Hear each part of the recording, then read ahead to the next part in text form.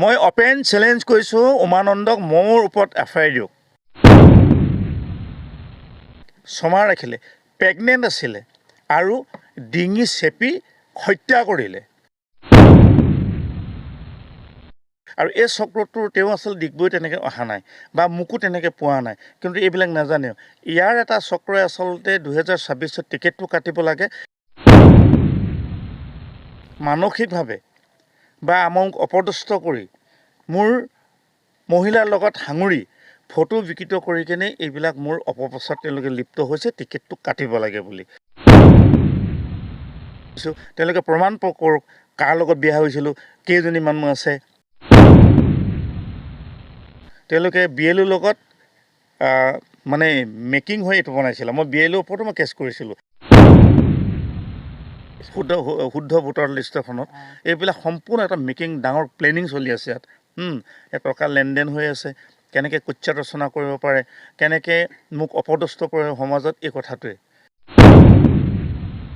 অপকৰ্ম কৰাৰ কাৰণে বহু মানুহৰ পৰা তেওঁ টকা ডিমাণ্ড দিয়াৰ কাৰণে, বাগানৰ পৰা ডিমাণ্ড দিয়াৰ কাৰণে, বা ইয়াত আমাৰ ঠিকাদাৰ সন্থাকো ডিমাণ্ড দিছিলে, যি তাততো ইয়াত ঠিকাদাৰ তেওঁক খেদিলে। বৰডুমচাত এগৰাকী মহিলাক অপকৰ্ম যাবলৈ যাওঁতে পাব্লিকে ধুলাই দিলে, জেলত সোমাইছিলে। সেই ফটোখন আপোনালোকে কেতিয়াবা দেখাই দিব। তেওঁ এজন হত্যাকাৰী, মই কৈছোঁ তেওঁ এজন হত্যাকাৰী। সেইটো হৈছিলে 2021 বৰ্ষৰ। তেতিয়াও এটা পক্ষই মানে মোক অহৰহ আচলতে টিকেট কৰ্তন কৰি কিনে বেলেগ এজন, সেই মই নাম ক'ব বিচৰা নাই, এটা দীঘলীয়া প্ৰচেছ কৰিছিলে যে তাৰ পৰা কেনেধৰণে তাক মানে বদনাম কৰি চোৰেণ ফুকনৰ টিকেটটো তেওঁ ল'ব লাগে।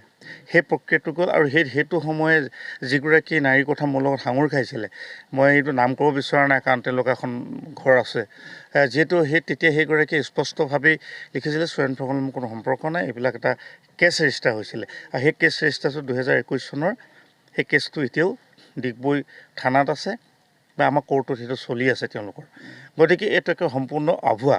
আৰু সেইটো সময়ত কংগ্ৰেছৰ দুজন ব্যক্তি, আচলতে কংগ্ৰেছৰ দুজন ব্যক্তি নেতা নহয়, সাধাৰণ সদস্যই এই গোটেই বস্তুটো এডিটিং কৰি ফটোটো উঠাইছিলে। এতিয়া যিখন ওলাইছে তাততো চোৰেণ ফুকনৰে নাম আছে। আকৌ চোৰেণ ফুকন মোৰ ঘৰৰে আছে, তেওঁ দেউতাকৰ নাম আছে। গতিকে এই বস্তুৰ পৰা মেনিপুলেট কৰিছিলে আৰু সেইটোৰ পৰা এটা কুচক্ৰ লাগি কিনে 2021 কৈছে। পৰৱৰ্তী সময়ত নাই, এইবিলাক আপোনালোকে নিজে চালে গম পাব। আৰু এইটো হৈছে যিজন অজিত সোণোৱাল, এইজন ইয়াৰ মানুহ নহয়। অজিত হাজৰিকা হৈছে অজিত সোণোৱাল হৈছে ধেমাজিৰ ব্যক্তি। আৰু তেওঁ বিভিন্ন সময়ত বিভিন্নজনৰ ওপৰত তেওঁলোকে ভুল তথ্য দি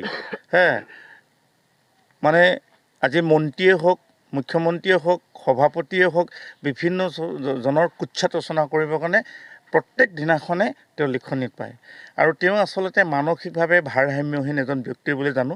তেওঁ কাণে নুশুনে, মুখে নকৰে, ফ'ৰ্থ গ্ৰেডত চাকৰি কৰে, অনবৰতে এইবিলাক কাম কৰে। আৰু এই চক্ৰটোৰ তেওঁ আচলতে ডিগবৈ তেনেকৈ অহা নাই বা মোকো তেনেকৈ পোৱা নাই, কিন্তু এইবিলাক নাজানেও। ইয়াৰ এটা চক্ৰই আচলতে 2026 টিকেটটো কাটিব লাগে।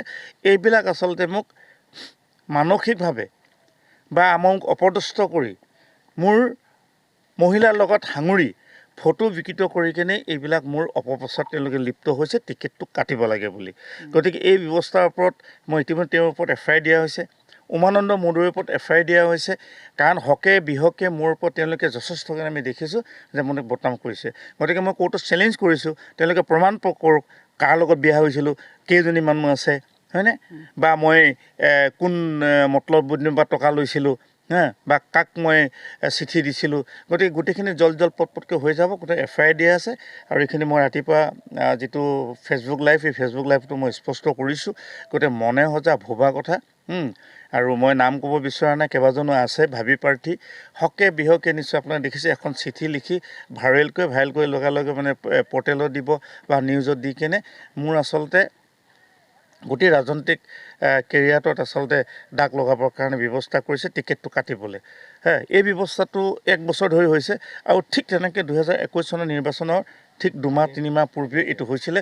আৰু সেই যিটো নামটো তেওঁলোকে BLOৰ লগত মানে মেকিং হৈ এইটো বনাইছিলে মই BLOৰ ওপৰতো মই কেছ কৰিছিলোঁ তাৰ BLO মোৰ ষ্টেচনত মই নাম ক'ব বিচাৰে মহিলাগৰাকী BLOৰ ভুল ক্ৰমে ভুল কথাত পৰিচালিত কৰি মোৰ নামটো সাঙু খুৱাই দিছিলে তাৰপিছত মোৰ ওচৰত ক্ষমা বিচাৰিলে সেইগৰাকী BLOগৰাকী মই নাম ক'ব বিচৰা নাই কাৰণ মহিলাসকলে এইবোৰ টানি লাভ নহ'ব তেওঁক এটা মেকিং কৰি কিনে ঠিক আছে এবাৰ পিছত মই নিজে কেছটো উইড্ৰ কৰালোঁ তাৰ পৰৱৰ্তী সময়ত আপোনাক নিশ্চয় মই আপোনাক দিছোঁ এখন চাব শুদ্ধ ভোটাৰ লিষ্ট এখনত এইবিলাক সম্পূৰ্ণ এটা মেকিং ডাঙৰ প্লেনিং চলি আছে ইয়াত টকা লেনদেন হৈ আছে কেনেকৈ কুৎসা ৰচনা কৰিব পাৰে কেনেকৈ মোক অপদস্থ কৰে সমাজত এই কথাটোৱে এইখিনি ক'লোঁ উমানন্দ মোদী অকল মোক বুলি নহয় সি য'তে মিটিং হয় য'ত পাতে উন্নয়নৰ কাম তাতে জঁপিয়াই পৰে কাৰণ তেওঁতো ইতিমধ্যে অপকৰ্ম কৰাৰ কাৰণে বহু মানুহৰ পৰা তেওঁ টকা ডিমাণ্ড দিয়াৰ কাৰণে বাগানৰ পৰা ডিমাণ্ড দিয়াৰ কাৰণে বা ইয়াত আমাৰ ঠিকাদাৰ সন্থাকো ডিমাণ্ড দিছিলে যি তাততো ইয়াত ঠিকাদাৰ তেওঁক খেদিলে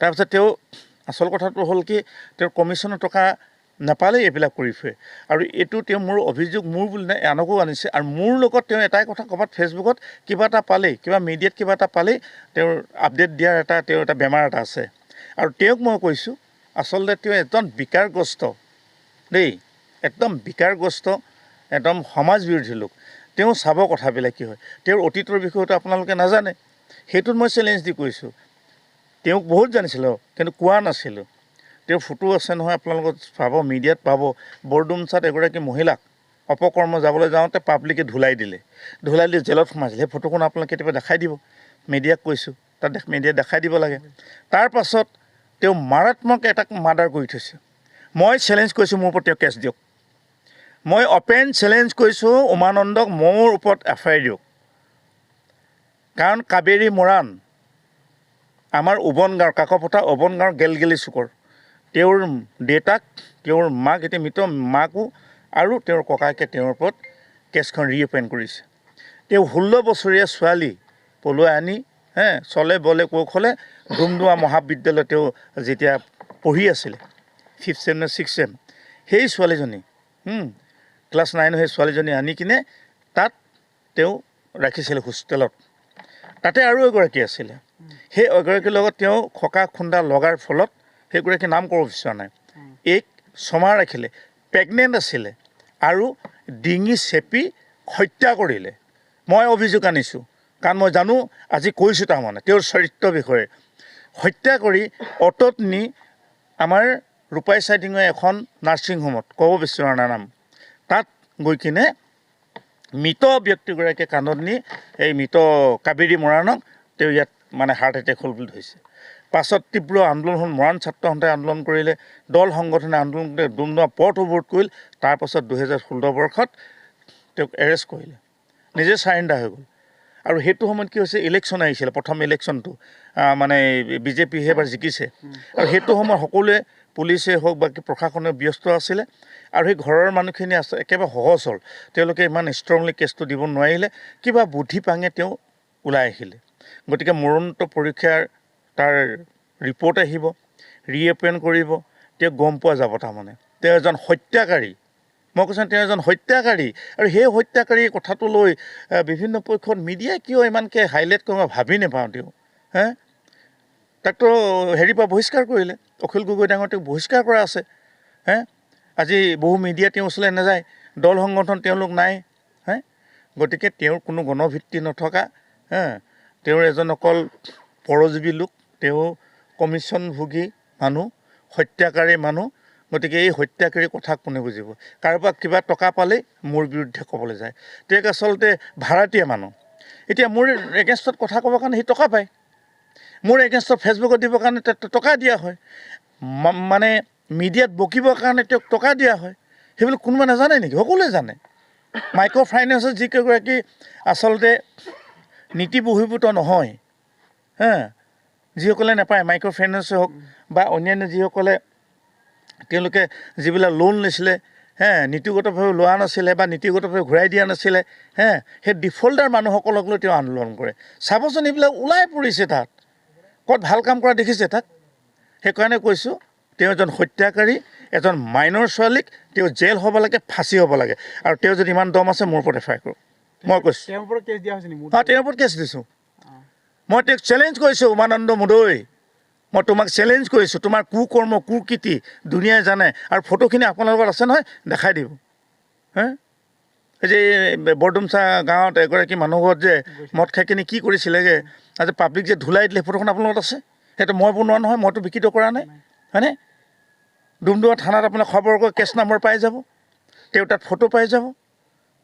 আপোনালোকে মা দেউতাৰ ঘৰত যাওক, উবন গাঁৱৰ গেলগেলি চুক কাকপথাৰৰ পৰা 1.5 কিলোমিটাৰ, এড্ৰেছ দি দিম, আপোনালোকে যাব, সুধিবগৈ, মিডিয়াত যাওক, সোধকে, প্ৰকৃত ঘটনাটো ওলাব লাগে। সেই নৰ হত্যাকাৰী এগৰাকী কণমানি ছাত্ৰীক হত্যাকাৰী, ডিঙি চেপি হত্যা কৰা এই নেতাজনক কিয় হাইলাইট কৰিব, মই বুজি নাপাওঁ।